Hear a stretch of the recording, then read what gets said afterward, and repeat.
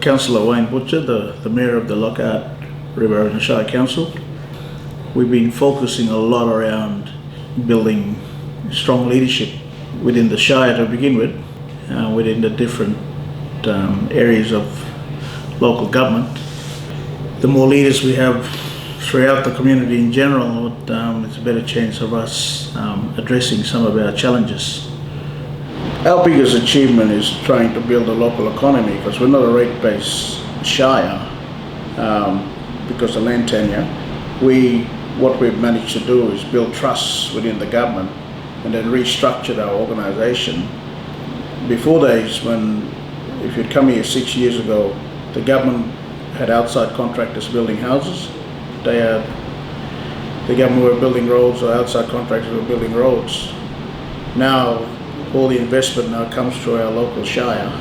We delivered a delivery methodology that's suitable for the community then, whereby we build capacity, we keep the dollars in the community, and we build businesses at the same time, small businesses around the community. The Council's totally focused on supporting personal development, professional development, and small business development. So it's all about growing our endemic assets. In other words, the talents that we already have here. I always say to people, if you want to build a community, you must build people first. Now we've gone from starting off with 2 100% owned Indigenous Lockhart business that with machinery to 7 in 4 years, sorry. And now you've got a whole cooperative of small business owners, that have formed a civil construction team that are preferred suppliers on the council list, that's savvy for the council, and their standard of work, because they're local people building roads and they're going to be judged upon it every day, it's way above average. We start at 6:30 in the morning or 6 in the morning. We work till 6 at night. The guys are working long days. They often have to travel an hour to work and an hour home again. And we get a really high attendance rate and machine utilisation rate, which you probably wouldn't achieve in the bigger communities, the cities. These boys are seizing the opportunity. It's seasonal, but it's something we're very, very proud of. They've done a great job, and we produce on time, on spec, and on budget. Economically, we're really pleased with the progress we've made over the last sort of four or 5 years. We've gone from 3% self-generated revenue to 38% self-generated revenue. In other words, we're out there delivering and making money that we can put back into our town. We can build water parks, we can send dancers to Laura and the Commonwealth Games and TI and those sort of things. Invest back in our own people. Yeah, we built in an in-house strategy around offering paid work experience for children. We started off with the ones that are in year 11 and 12, and we've extended now to the year 10, so the senior secondary students offer them paid work experience in the Shire. So when they come on school holidays, they have the opportunity to work for the council, anywhere in the council, so either building houses or in civil construction, in roads, in administration, the office or the store shed or the mechanic shed, even at the airport, because we own the airport as well. So that sort of at that age group, you're just about ready to leave school, so you want to get your feelers out and see where your interest is.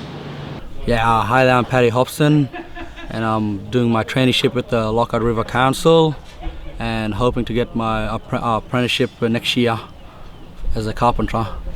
I went to boarding school at St. Joseph's Nudgee College, and every holiday we came back, we had the opportunity to do work experience.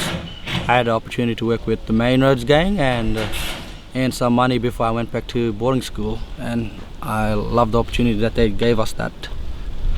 We offer employment opportunity for the ones that graduate. So we've got some apprentice carpenters that have come through that youth employment initiative that we built in-house. We actually funded ourselves too, so we look at it as a long-term investment, a long-term strategy in bleeding new blood, I guess, into the council workforce. And we've got a young fellow that from graduated at Nudgee College, who's been our grader operator now for the last 3 years, and as I said, a couple of apprentice plumbers and mechanics, so which is good.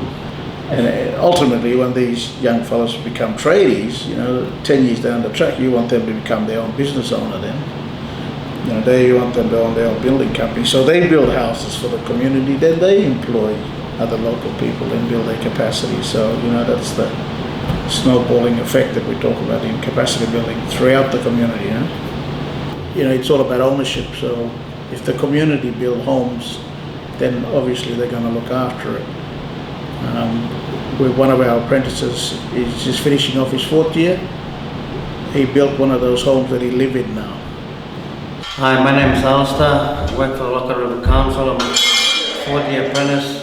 The council sent me away for TAFE for training, and I'm hoping I get a full-time job with the council after I completed my apprentice. Hi, my name is Gary Robson. Full-time job at the aerodrome, ARO, aerodrome reporting officer. Council sent me away on a training to Palm Island to give me my clearance to work on the aerodrome. Hopefully one day I'm looking forward to managing the airport, because each year I'm getting more confident. So they're the sort of stories, good news stories and capacity building stories that we're welded to, that we're wedded to. We just want to keep those rolling on. We've got a lot of talent here. Sometimes that talent's like a footy team. See all them kids playing really flash football. Not all of them make it to the A grade. It's not because they don't have the talent, it's because they need to focus. So you got to have the mix of talent and focus to be able to get to the top of the tree. But I know we do. Look, my message to the community is basically, take on responsibility. No matter where your responsibility is, but take it on. Everything starts at home. Everyone has to go home to sleep somewhere. You got to live somewhere. You live in a house. So you got to start responsibility in your house before you can go outside. And so my message is refocus on your house. Make sure education is very important for your children. Make sure health is very important. If you don't have healthy children, a healthy household, well, they can't go to school to get educated. Those are the fundamentals you got to get in place first. Don't worry about what the other fella's doing across the road. Refocus on yourself, your family and your household, because that's where you get up every morning. That's where life begins every morning.